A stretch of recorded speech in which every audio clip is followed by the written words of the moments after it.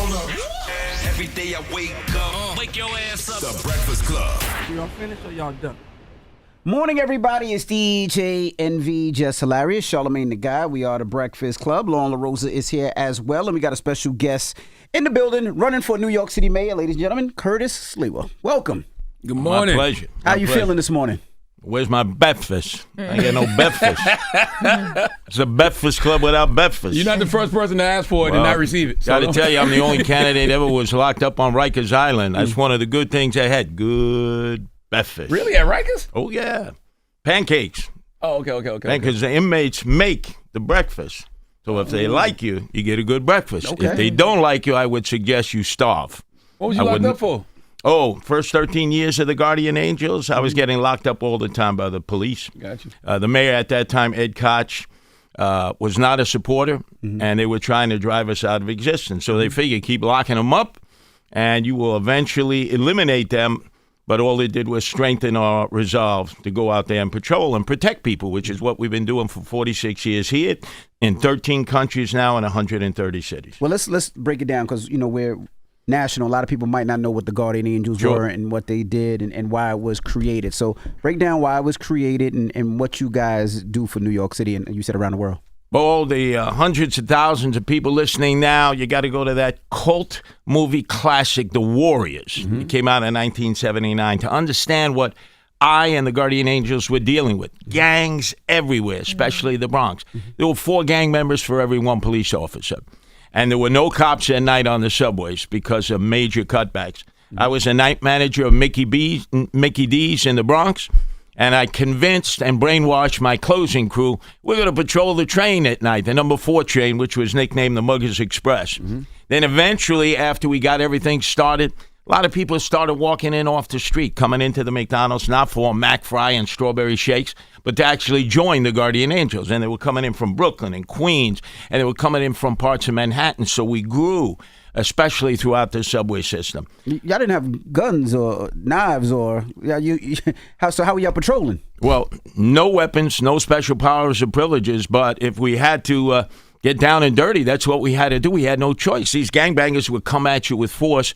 A lot of people say, why do you still wear that red beret? You know, you're 71 years old. Well, I'm always in the subway every day. I'm the only candidate to actually campaign in the subway. But it's in honor of the 6 Guardian Angels who died in the line of duty. 32 were seriously injured, to pay tribute to their sacrifice. Because we've never asked for a nickel, dime, or penny from government or even from the public. I thought y'all were a nonprofit, though, right? Yes, nonprofit. Obviously, you got to raise money to pay for the basics, but you're not talking about multi-millions of dollars. Gotcha. And it's all based on organic principles. You have a problem in your neighborhood, we come in, we train you to patrol your own neighborhood. It's not like we come in like mercenaries or Hessians. We believe in self-help. We think more communities have got to be reliant on themselves because government, they're a dollar short and a day late. I don't care if it's a Democrat or Republican. They come in, they promise everything like you see this election cycle, and you know at the end of it, depending on who gets elected mayor, you're not going to get anywhere near what all the promises are right before the final vote is cast on November 4th. Why doesn't that apply to you, though? Like, because some people would say the same thing, like, oh, you know, you might be out here blowing smoke up everybody's ass as well. Okay, but I've been consistent. Well, blowing smoke up people's ass, or what you Curtis, mean? Curtis, the C for Curtis is consistent. There you go. All 46 years that I've led the Guardian Angels when I ran against Eric Adams in 2021. Did I not tell you there would be chaos and corruption with Eric Adams, who I knew over 40 years? And look, one and done. Imagine a sitting mayor, an incumbent mayor, who isn't able to run for re-election. And that's why you have Zoran Mandami. A year ago, not even his neighbors knew who Zoran Mandami was. In February, he was polling at 1%. That's it. Yeah. And then, remember, 2 months out, he was 40% down to Andrew Cuomo, who would make a perfect zombie, you know, with Halloween coming up. Nobody likes this guy. This guy fled Albany because he feared impeachment to go out to the Hamptons with his billionaire friends.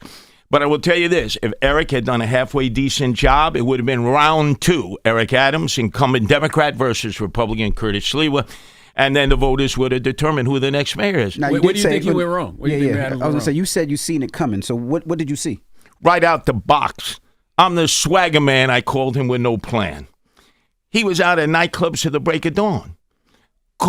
con sofrito up in the Bronx. It's 4 o'clock in the morning. I knew some of the staff people, some of the women who have to get home to get their kids up to send them to school because they're single parents running the household. Mr. Mayor, we got to close up. It's 4 o'clock because you know how a club is. It's like a casino. They don't want you to look out the window. And he was always very respectful. But this guy would go from nightclub to nightclub, and he loved that tag, Swagger Man. That's why I call him Swagger Man with no plan. And now, what plan does he have? And notice, he was embraced by Trump. And then he sat on that couch at Fox and Friends. And Tom Homan said, and when I come back down, it's like right out of Cool Hand Luke, with Paul Newman and that sheriff. When I come back down, Eric, if I see the NYPD is not working with ICE, I'm going to put a boot up your butt. And he just froze. He didn't say a damn thing. You know how many African-Americans show me that video? I have a headquarters in Brownsville on Osborne and Hegeman where I grew up from 74 to 76. And they showed me that the other day at our grand opening, and they were like, that was it for me. The moment he froze and he didn't say anything to Tom Homan defending himself, what an outrageous thing to say, it was over for Eric Adams. Wow. Over. I want to go back to the Guardian Angels thing. Did they ever look at y'all as vigilantes? Oh, at first, yeah. Okay. Because they didn't know who we were and what we would do, mostly black, Hispanic, white, and Asians. They just assumed we were another gang. In fact, when we first began to patrol the trains, a lot of the folks out there would be screaming from one end of the car to the other end, Warriors, come out and play, assuming that we were like cast characters from the Warriors movie. And we had to just take subway line by subway line back by having a constant presence. There was a time we were the only ones out there at night. There were no transit police because of the cutbacks.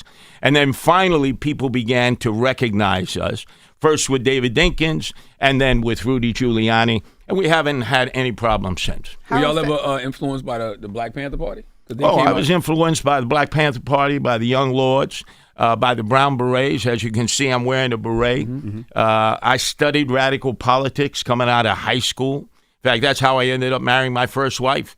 I was part in Canarsie High School before they finally said goodbye. That was Lisa Evans, right? Excuse me? Lisa Evans? No. See, everyone thinks Lisa was my first wife. My first wife was Corinne Drayton from Brownsville. That's where I was living. She was from St. Croix, the Virgin Islands. Gotcha. Her and her brother, Alfred, were in this club at Canarsie High School called Angela Davis, George Jackson, and the Soledad brothers. So I was like immersed in that politics because, remember, we're talking early 70s. Yeah. And so I was able to sample it all. And I liked the paramilitary look. And I liked some of the programs involved, especially the breakfast programs and other things that they were doing in the community. And I saw that for myself because I was in all these neighborhoods. I was up in Crown Heights. I was in Brownsville. I was in Bed-Stuy. I was in East New York. I lived on Cleveland and New Lots and then eventually Canarsie. So I had fulfilled the trifecta, the Trinity, the Troika. Brownsville, East New York, Canarsie. Boy, and you get a total feel of what the outer boroughs are like. Neglected, never paid attention to. The politicians talk about the outer boroughs, but they don't really do anything for the outer boroughs. Yeah. And that's why I'm the mayor. Yeah, I think those are the, when I think about the Guardian Angels, the Black Panther Party, I think that, the community work is the thing that doesn't get discussed enough from both groups. Like you said, y'all taught self-defense classes. I think y'all used to do things with the homeless too, right? Yeah. Well, we have junior Guardian Angels also in Washington Heights. These are a lot of young boys and young girls. Could easily form into harm's way with all the influences of gangbangers. And we not only have them go out and take care of the homeless and the emotionally disturbed in the subways, the streets, and the parks, but our senior Guardian Angels too. Nobody's caring about these folks. Hey, look, Eric Adams gave $7 billion to migrants, people we didn't even know, put them up in 3-star hotels. The old Milford Plaza. Remember the commercials they do, the Milford Plaza? $400 a night. Then we give them a bagel and a schmear in the morning, and they say, no, we want culturally appropriate food. What do you want? Con arroz habichuelo with a chuleta on top. No problem, Grubhub it. What are we doing for homeless people and emotionally disturbed? Many of them veterans.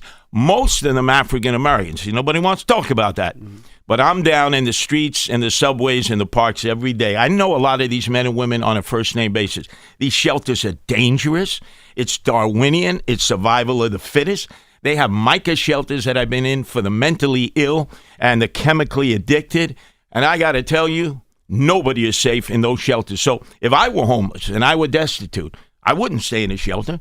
There are no rules and regulations. And there used to be a homeless outreach unit with the NYPD. These were men and women dedicated to helping the homeless and emotionally disturbed.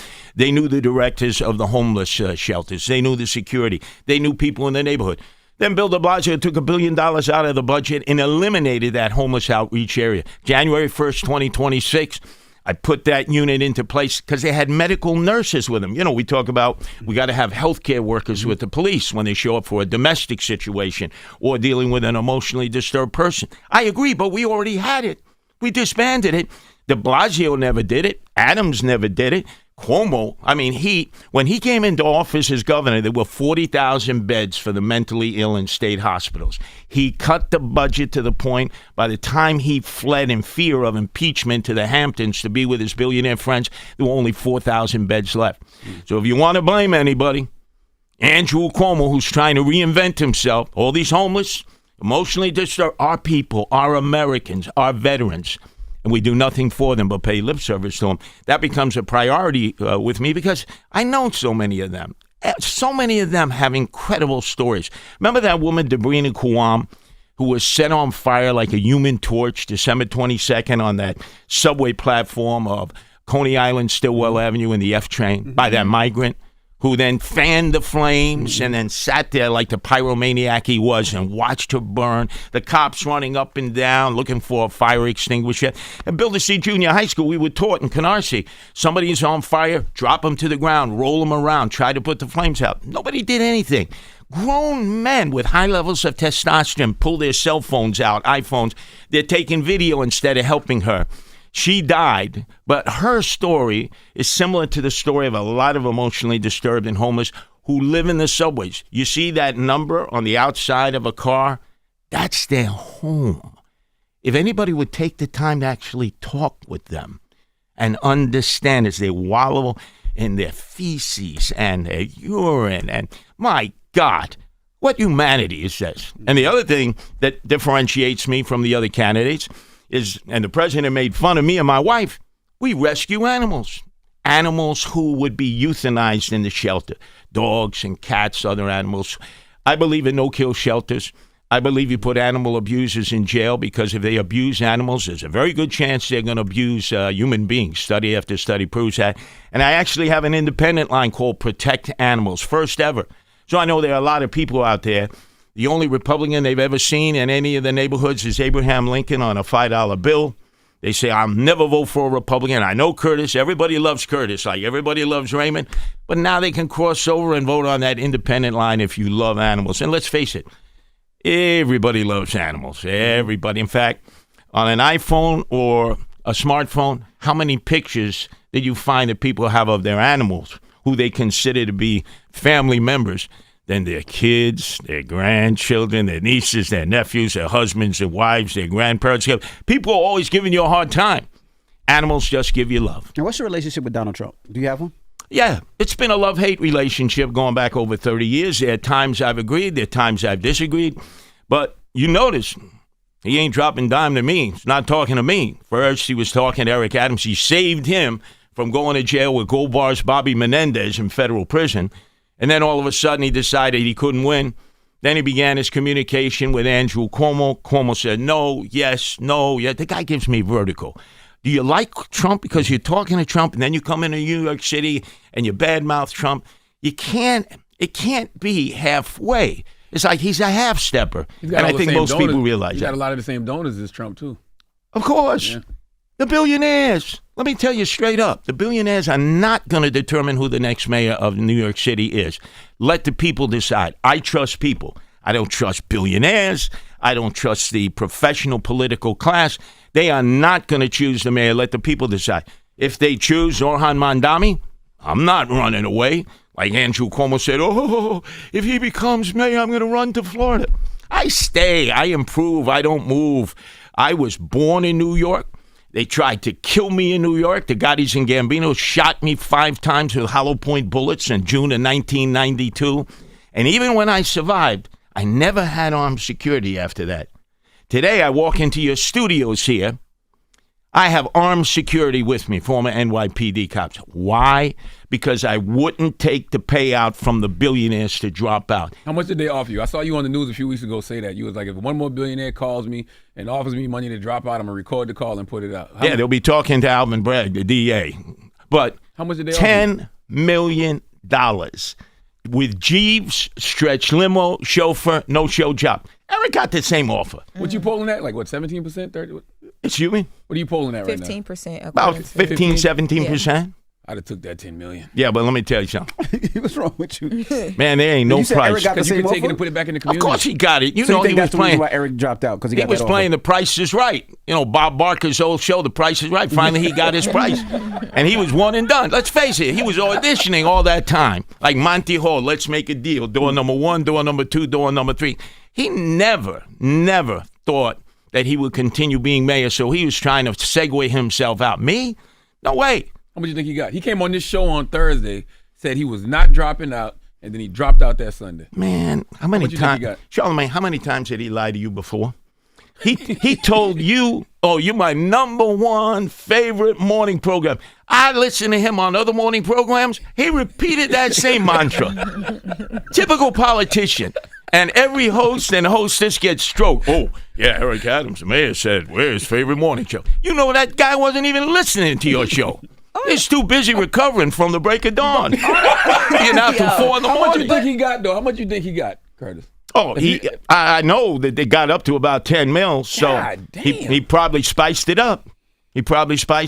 Oh, he's taken care of. Trust me. He's not in jail where he belongs. He's a crook. And secondarily, he's going to have a good career afterwards.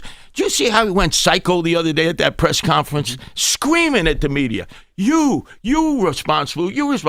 Hey, if you were innocent, why didn't you go to court? Why didn't you prove you're innocent? All you need was one hung juror, and you would have been freed.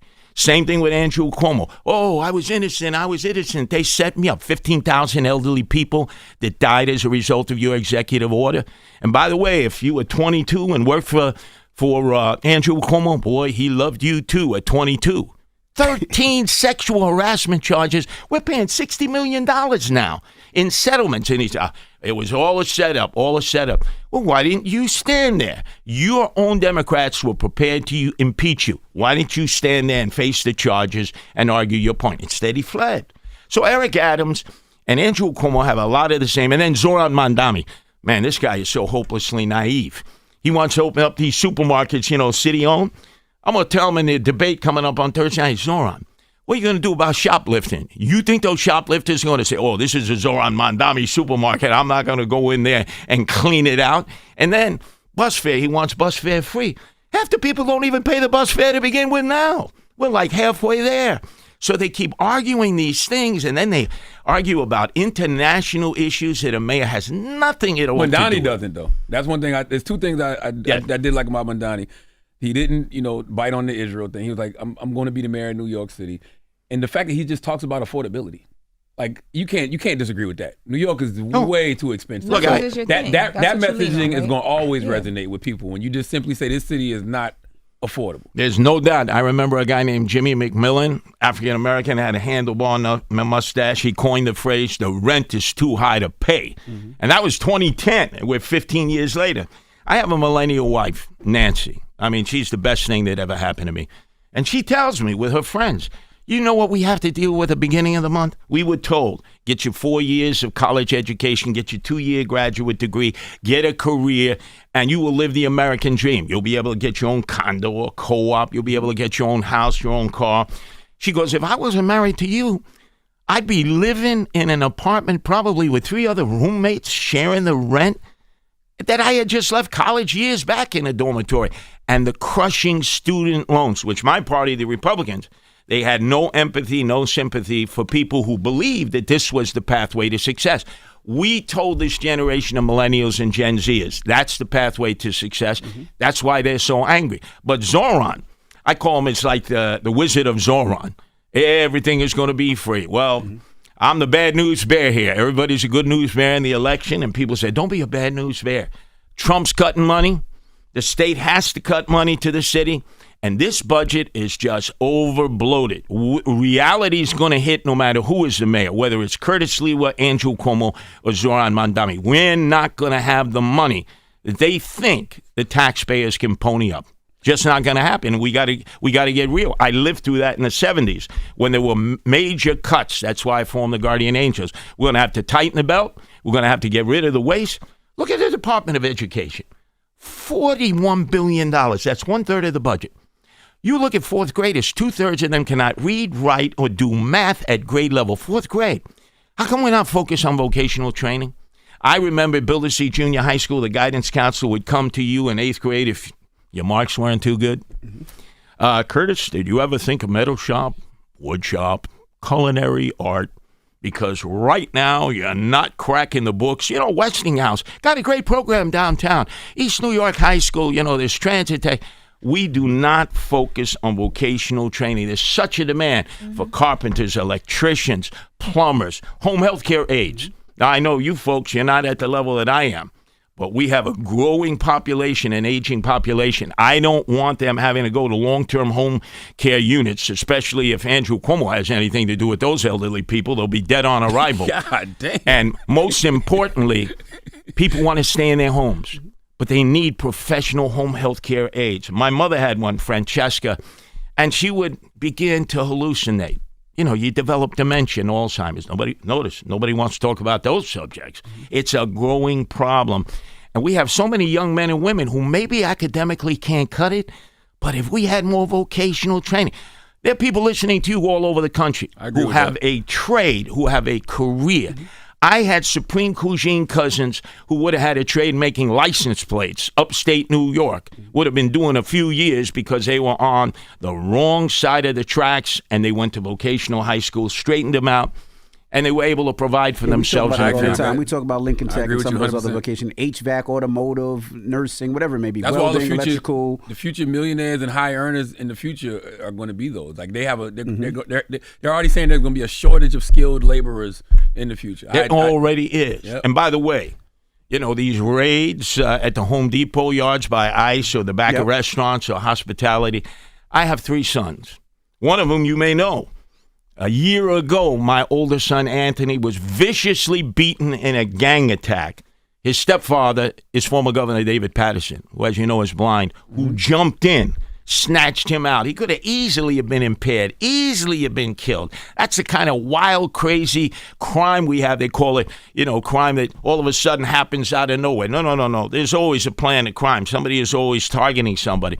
But my son, my oldest son, and my 2 other sons, they're not going to work these jobs. These have become essential workers. As long as they're not drug dealers and gangbangers and narco-terrorists and sex traffickers bringing women in here to sell their bodies, those are the people that should go to jail, and they should be tried here, do time here, and then you deport them back to their country of origin. Everyone is entitled to due process. But the people who are working, trying to raise their families and living the American dream, we need to leave them alone, because who is going to do the jobs that Americans will no longer do? In the fields, picking the crops, packing the crops, in the slaughterhouses. Everybody thinks that it's back in the 30s or 40s. No. Times have changed significantly because the new generation, most of them, are not going to do those jobs. So, question for you. With all of these things that you just said that sound great, why do you think it's not hitting the people where it's like effective, where they want you to be their mayor? Like, why are you not polling well? Well, polling, right? Polling. Look, 2 months before the Democratic primary, when Zoran Mandami, who nobody knew, beat Andrew Cuomo by 13 points, he was down by 40. Everybody knows Governor Pataki. He beat the better Cuomo. There's no doubt in my mind Mario Cuomo was 10 times better than Andrew Cuomo. I knew Mario Cuomo. Andrew is no Mario Cuomo. November 2nd, 2 days before November 4th, there was no early voting then. The polls said that George Pataki was behind by 14 points. 14 points 2 days before. Only 1 day of voting. He won by 3 percentage points. You cannot depend on these polls. Look at Harris-Trump. They said it was neck and neck. Trump ends up winning the popular vote in the 7 battleground states. You cannot trust these polls. I know my pathway to victory. I have Republicans, independents, 2.5 times the number of voters of Republicans because that's the growing number of registered voters. I win the independents, I'll get some moderate Democrats, and I'll get the animal lovers, and that'll be my pathway to victory. You know, a lot of New Yorkers think you're more entertainer than leader. So how do you let them know, no, you really want to be a leader? Well, Charlamagne the God, you're in radio, DJ, you're in radio, right? You're an entertainer. That's what you get paid to do. Mm-hmm. If all of a sudden you decided you wanted to transition and run for political office, you would have to take a much more serious bent on dealing with issues. But you see, I've done both simultaneously. I've been in the communities. I've been helping communities. It's not like I was just in talk radio for 35 years. In fact, I'm probably the oldest one in all of talk radio in New York City who has survived, in which is a very, very difficult business. Mm-hmm. There you have to entertain, you have to inform, but when you're running for office, you have to be knowledgeable. I don't think even my opponents, Zoran Mandami and Andrew Cuomo, would quibble with the fact that Curtis Sliwa knows more about New York City, all 350 neighborhoods. They only go to the neighborhoods they're received in. All 472 subway stations, platforms. They haven't been in there. They don't even campaign there. The public housing projects, which are falling apart as we speak, I believe in trying to provide home ownership for the people who live in the projects. This was an idea that resonated many years ago by somebody named Jack Kemp, who was part of the Reagan administration. Republican, great football quarterback, great congressman. And he wanted people to be able to own their own apartment like you own a co-op or condo. You know who shot him down? My fellow Republicans. And he was a Republican. That's something worth fighting for. Everybody has a right to a piece of the American dream. And I've been in 1/3 of the projects throughout the city of New York, 18 alone in Brownsville, where I lived for a brief time. People have no idea the struggles that go on in public housing, how they're falling apart before us, and Trump has already said, I'm cutting the NYCHA budget. They've already given us a precursor or a warning. And you got to have somebody who knows the city and is going to be able to go in and cushion people and prepare for the reality of what's coming. Nobody knows that better than Curtis Sliwa. And for all the millennials and Gen Zers out there who have decided to go to school here, go to college here, university here, we give them an income tax holiday. No income tax for 5 years, because they're going to need the money to be able to afford the high cost of living here, because they're being recruited away. They're being recruited to other states. Our cops are being recruited away. Other civil servants are being recruited away. And remember this about the cops. They no longer have insurance. That means they're very tepid in terms of getting involved. Why should the police be the only civil servants of about 320,000 who had the insurance stripped from them? That means they can be personally sued. Mm-hmm. You're never going to be able to recruit enough cops if you're not protected, like a sanitation man is, like a firefighter is, like a judge, a DA, the mayor. In fact, if necessary, when I get elected mayor, I will say, guess what? They call it qualified immunity. All of our insurance gets stripped, elected officials. If the cops don't have the people's insurance, we shouldn't have the people insurance either, because a mayor can make so many mistakes. A lot of people can get hurt by his mistakes or her mistakes. A lot of people might end up dying because of his or her mistakes. And yet, as in the case of Governor Cuomo, $60 million in handouts to the sexual harassment victims in his administration. One, a state trooper. He was protected by the people's insurance qualified immunity. You can't have this double standard. What things get hurt by you making some of the things that you just talked about happen? Because I know when you talk about the tax cuts, there was the $10 billion from the education or the schools that was going to be taken away in order to make the tax cuts happen. Correct. How does that money affect the schools in a negative way to achieve what you're trying to get to on a positive side? Or does it? Right behind City Hall, you have Tweed Courthouse. This is where the bureaucrats actually occupy offices, many of them no-show jobs. It's the old home of Tammany Hall, the most corrupt political operation that ever existed. Perfect for the Department of Education. They have 13 deputy chancellors, 50 department heads. When you talk to the principals in the elementary schools, junior high schools, and high schools who have to hire the staff, they don't even know who these people are. They make $268,000 plus with benefits. You cut all that bureaucracy. The other thing you have to do is you have to promote charter schools. You have to promote other alternative schools. You can't say to parents or guardians or people who are trying to give their children the best quality education, it's one way, your local school. What happens if your local public school is a failing school? What are you to do? To keep sending your child there where they're exposed to gangs, they're exposed to people cursing, not respecting teachers. They have what they call restorative justice in class now. So that means if, Charlamagne, you're my teacher and I clip you, right? I hit you with a baseball bat. You would think, okay, I get expelled, I get suspended, maybe I get arrested. No. Charlamagne, they sit you and me down with a moderator, restorative justice. I know the routine. Oh, Charlamagne, I had a bad day. Cross my heart and hope to die. I promise, teacher, I'll never do it again. The moment they walk out the door, snitches get stitches and end up in ditches. You're mine. And now you got to go back into the same class. It's like the correctional department. Mostly now the correctional officers are women of color, right? More than 50%, black and Hispanic. You go on a Rikers Island, which Zoran Mandami and Andrew Cuomo, they just wanted to close, and they never been there. These women are getting perved on, sexually harassed, sexually assaulted. The inmates, there are no consequences. And you know what happens? Once they've been put aside for a few hours, they get put back into the same tier. And these women correctional officers, many of them single parents raising families, have to deal with these guys.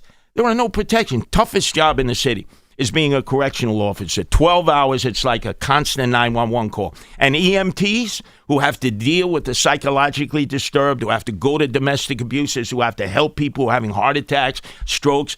You know they make less than people on bicycles delivering Grubhub who are trying to run you down in the streets and don't pay attention to any of the laws of the road. I mean, sometimes it's like the Indianapolis 500. The Grubhub delivery guys with the app make more money than an EMT. Is that accurate? Absolutely. They put their life on the line. I want to ask you about the students. So, I definitely think there should be consequences to actions, especially if a student was to hit a teacher with a baseball bat. But they are still children at the end of the day. Like, what is the, path to redemption for a child? Like, look, there are a lot of reasons why a child may be acting up. There are alternative schools for the children. You have specially skilled teachers, and many of them that can deal with their needs. They can't function in a normal academic atmosphere because when they're acting up and they're causing problems to other children or the teachers, it disrupts the whole classroom. The teacher is afraid. I can't tell you how many times I've walked into a classroom. There's like 12 kids sitting there. Half of them are asleep. Others are just doing other things. They're not paying attention to the teacher. The teacher just figures, let me get through this 45-minute period and clock out for the day. I remember teachers who couldn't wait to get into a classroom to fill you full of knowledge, to share with you everything that they learned in their lifetime. We got to get back to the basics. We have to treat our children as the greatest natural resource we do. I go into a lot of poor neighborhoods where I spend a lot of time. I've had a lot of guardian angels who came from dysfunctional families where they start crying. And you know what broke their back? On Teachers' Parent Night, which every public school has. Every school has them. Nobody showed up for them. Not a mother, not a father, not a grandparent, not an older brother, not an older sister. Nobody showed up for them. And in talking to them, they said, man, I felt like I was worthless. I felt like nobody loved me. I felt like, hey, I might as well go and hang with a gang and hang with my alternative family. That's why I created the Guardian Angels. It became their alternative family to keep them out of harm's way. And thousands of them have gone on to have great careers as police officers, social workers, correctional officers. That's how I can keep my fingers on the pulse of the city, by all the alumni of the Guardian Angels who keep me updated to what's really happening. Not what the politicians say, because basically they do the rope-a-dope, the politicians, but really what goes on with working class people. So if people need to know who I am a Republican, I'm a populist, I am the candidate of working class people. There is no other candidate representing working class people. I wonder, does it even benefit you to call yourself a Republican? Because at this current time, at least on a federal level, not even just on a federal level, this is a period, Republicans are not the party of the working class. Well, I disagree. How? I disagree, because if you go throughout the country, you've seen a tremendous turnaround. The Republican Party. If you're cutting all of the programs that benefit the least of us in this country, right, and you're responsible for more jobs being lost this year on a federal level than the Democrats. That's just a fact. Between Doge and what's happening now with the government shutdown, they're clearly not the party of the working class. Would you admit that both parties keep spending money they don't have, printing money, $37 trillion in debt? We are Absolutely. facing a catastrophe. When you're a populist Republican, you're saying, hey, we got to live within our means. Now, I don't agree with all the cuts coming from the Trump administration. Medicaid cuts have been devastating to us in the city. The food stamps, everybody gets hurt. The farmers get hurt. The packers get hurt. The bodega owner, the supermarket owners get hurt. The people who need food. And by the way, the horrible food in some of the inner city neighborhoods, I call it the ICU belt. I call it the 3Ks. Forget the KKK. It's Kentucky Fried Chicken. It's Kansas chicken. It's Kennedy chicken. That's a guaranteed trip to an ER and an ICU belt. And then you try to look for good food sources. They don't exist. Now, Adams talked a lot about that because he benefited from that. I do know personally he was in dire circumstances medically. But it never translated to helping people in those neighborhoods have the kind of food choice. Call it Trader Jose. I don't care. But you got Trader Joe's. You got Whole Foods where people have some money. They have choices. Go to the inner city where I spend most of my time. The choices are meager, if almost non-existent. And these people are ending up going into the hospital at younger and younger ages. And that costs us a lot of money that's unnecessary. And plus the suffering that's unnecessary. So we talk about these programs, but if you don't have boots on the ground, if you don't really know these people who are affected, you're never going to be able to come up with the plans to try to stop that. And that's where savings can be. If people are healthier, less trips to the ER, less trips to the ICU, and less aggravation for the EMTs who are not treated with value by this city, should have pay parity with fire and the police. And they're in constant 911 calls, with the sirens and the whistles going. Imagine the depression you would be in if you were an EMT worker. And your rhetoric is I agree with a lot of your rhetoric. It just doesn't reflect what the current Republican Party is. That's why I said, does it even benefit you to say I'm Republican, Curtis? Well, and that's why Charlamagne, people get nervous when they hear a budget cut to anything education from a Republican candidate. And that's why I asked you the question earlier. Well, you won't hear about any budget cuts from the Democrats, and that is a reality. So you got to cut the fat. You got to cut the bureaucracy. You got to cut the corruption. And there's a lot of corruption there, and it's not just Democrats. Not in the Department of Education, though. Especially if you said that, a lot of these kids aren't getting the education that they deserve. We should put more investment into education. But where's the money going to come from? It's already a $118 billion budget. The state has said they got to cut $36 billion. They're over budgeted. And the federal government keeps cutting. We got to tighten our belts. I want the money to go in the classroom. Do you realize with a $41 billion budget, teachers are still reaching into their pocket and buying supplies? Yeah. Where's all that money going to? I agree. I think that's disgusting. Where's that money going to? So you don't want to cut the budget of the Department of Education? Well, no, just the bureaucracy. Just the people who get paid incredible amounts of money, and nobody in the schools knows who they are and what they do. It's called patronage.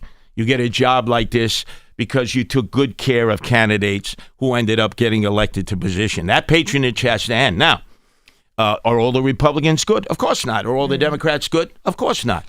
But if you notice, I'm a different kind of Republican than the other Republicans. A lot of Republicans don't have nice things to say about me because I call myself the mayor of the people. I got the boots on the ground. I'm in the subways. I'm on the buses. I'm on the express buses. These other candidates, they have no idea what's going on out there. I do have to ask. I have to go. These guys don't. I do have one question before I do. Congestion tolling, right? New Yorkers said they hated it. They said it costs too much money. They said it's already hard. We just talked about all the money that people can't afford. But now if they come to the city for anything, if they're coming for work and if they're driving in the city, they're getting charged and taxed a whole lot more. What is your thoughts on that? That's right. They clip you $9 and 9 times 2 is 18. And suddenly it'll be 36. It never goes down. Working class people are crippled by congestion pricing. It's nothing more than another tax. And it was supposed to offset the $1 billion that we lose in fare evasion. And look at all the storefronts that are closed now. Go south of 60th Street. Across from City Hall, there are 9 small storefronts. And when you talk to the merchants, the men and women who've been there for years, Curtis, I had to give up my lease. I couldn't pay my rent anymore. I don't have enough foot traffic coming in and out to be able to sustain ourselves.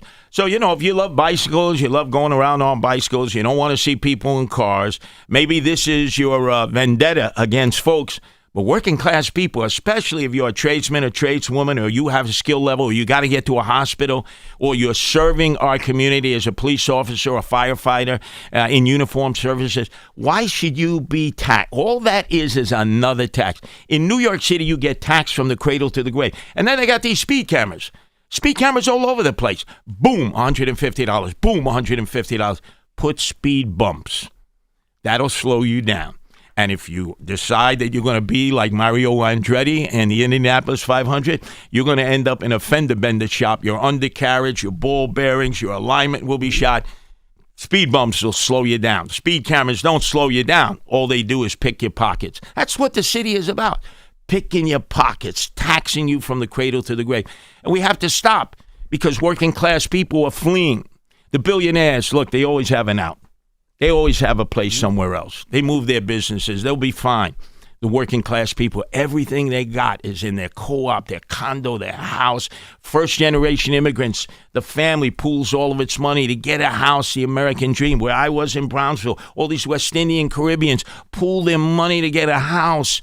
And then they also now have the city of yes, which will allow a developer to come in with a bulldozer and a wrecking ball. There goes your house. We're going to put up a 40-story apartment building. You have no say in that. No zoning, no community board. You don't have to go to the city council person because the mayors will then be wine-dined and pocket-lined by the billionaires. That's why I say this election cycle will not be determined by the billionaires because what do they want? What motivates a billionaire? You think they give you money because they really believe in what you're doing? Mm-hmm. It's how to make more money. That's right. And I was born in this world with nothing. I'll leave from this world with nothing. Ashes to ashes, dust to dust. They are self-serving servants, many of these elected officials, Republicans and Democrats. I was raised by my father and mother and my grandparents to be a selfless servant. That's what you have to do to help the people. I just got a couple more questions. Envy got to go. I don't know why he's walking out on this question because it's about his community, but why didn't you attend the Latino Business Forum? First off, the Latino Business Forum, I knew the guy who was hosting it. He didn't invite any of us. Really? He didn't invite Andrew Cuomo. He didn't invite Zohar Mandami. He didn't invite me. I've been to many Latino and Latina. I think what the guy was trying to do was get attention. He knows I've been there through thick and thin. And I'm not going to diss Zohan and Andrew Cuomo because I happen to think that they, too, were not invited or they would have shown up. Mm-hmm. There's no reason to diss the Latino and Latina community, especially to me, leader of the Guardian Angels. So many of the Guardian Angels over the years have been Latino and Latinas. I mean, Dominicans and Puerto Ricans and Mexicans. I mean, that's without them, I wouldn't have been able to start the Guardian Angels. Now, a couple more things. In 1992, they said that you confessed that you and the Guardian Angels faked several heroic acts for media attention?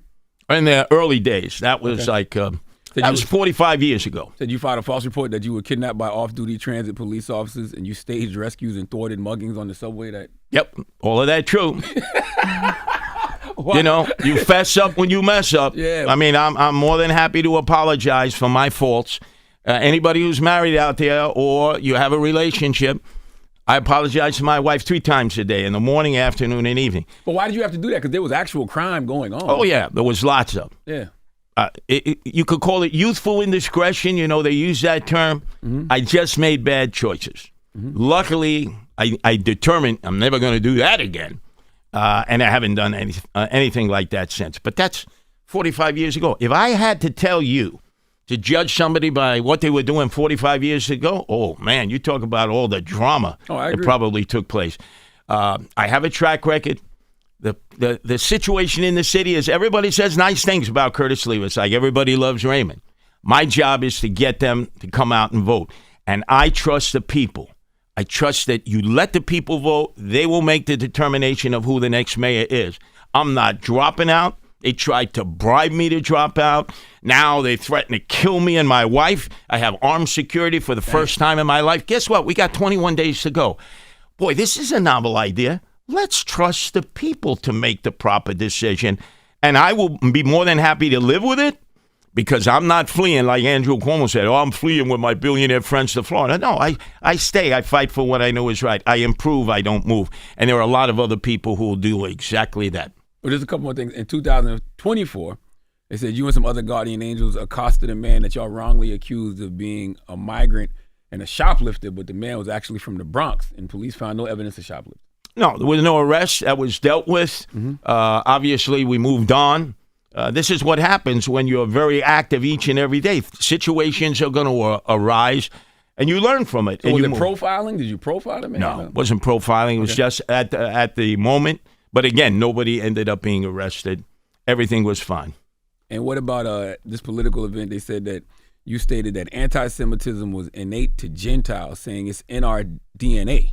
Yeah, well, when I said that, that was at a rally in Staten Island to a group of Israeli reporters who were there. My wife confronted me because she had seen that go online. Said, "Well, that's a pretty stupid thing you said." Mm-hmm. I said, "Yeah, I didn't say it the way I should have said it because I'm not Jewish. I have my 2 youngest sons are Jewish. Their mother is Melinda Katz, who is the Democratic District Attorney in Queens. But I didn't handle it well, and I didn't apologize. But when you, for instance, all of you are involved in radio every day. Mm-hmm. Yes, sir. If you had to apologize for everything you said in radio, you'd have to go on an apology tour. 100%. I've certainly had to do that for 35 years in talk radio. I would listen back to what I had said and I said, boy, that was pretty stupid. Yeah, same. And you got to apologize. Absolutely. Especially if you give wrong information. And so that's what I've learned over my 71 years. When you mess up, you fess up, and you move on, and hopefully nobody was injured by what you said or any deeds that are attributed to you. I'm looking forward to seeing the debate on Thursday. Oh, yeah. Oh, you know me. And if you do drop out before the race, is it safe to assume you took the $10 million? Or the job, because they said you had a job offer from Trump, too. There's no job offer from Trump, even if he would have called me up and say, Curtis, I'd like you to come to Washington. I'm not going to Washington. I'm staying right here in New York City, 21 days to run for mayor. Charlamagne, you can put money on the fact that I'm not going to drop out. Why don't you set up a little waging board? You know, everybody loves to bet nowadays. Maybe they can do FanDuel. Curtis Sliwa is not dropping out. They've tried to bribe me. They threatened to kill me and my wife. Why do you think all of a sudden I drop out now? $10 million. $10 million? No. 15 if they have to ante a little bit. If they added it up, right? Is that like that? Remember that Academy Award winning movie? Anyone want to be a millionaire? No. I was never motivated by money. People who know me know that's not my motivation. And so they tried. $1 million for every point you're polling at. Nope. Just ain't going to happen, Charlamagne. Okay. You know, we could be playing 5-card draw poker here. You know, I ain't folding. All right. I ain't folding. Do you like your chances? I love my chances because I treat the people like a mosh pit. I dive into a group, whether you're friends or foes. People are always asking questions. Zoran used to do that. Now he's very guarded in terms of just going into places where he knows he's going to get a lot of grief. And Andrew Cuomo, he does not like people. He has like a phobia. But I kind of understand. People look at him and they see the Grim Reaper. They say, man, I don't want that guy as mayor. Yeah. There's a cold-hearted dude. Mm-hmm. Come on. We need a mayor who's not tough. I look, Zoran, I'm going to be tough with Trump. Andrew Cuomo, I'm going to be tough with Trump. Look, I'm the toughest guy of all. What we need is a mayor who's compassionate, caring, and considerate. We have people with serious problems in our city. Stop trying to be the tough guy. Real tough guys don't have to tell you they're a tough guy. Take it from me. A real New Yorker, a real tough guy who's earned it the hard way. Tell them where to donate to your campaign. Go to Sliwa for NYC.com. That's Sliwa for NYC.com. And you can see all of the programs, what I would do for the first 100 days when I'm sworn into office January 1st, 2026. And I know everybody here in this Breakfast Club studio is going to be saying, damn, he told us he was going to win, and he won. Wow. You should have believed him. It was Curtis Sliwa. It's the Breakfast Club. Thank you for joining us, brother. My pleasure. Hold up. Every day I wake up. Wake your ass up. The Breakfast Club. Y'all finished or y'all done?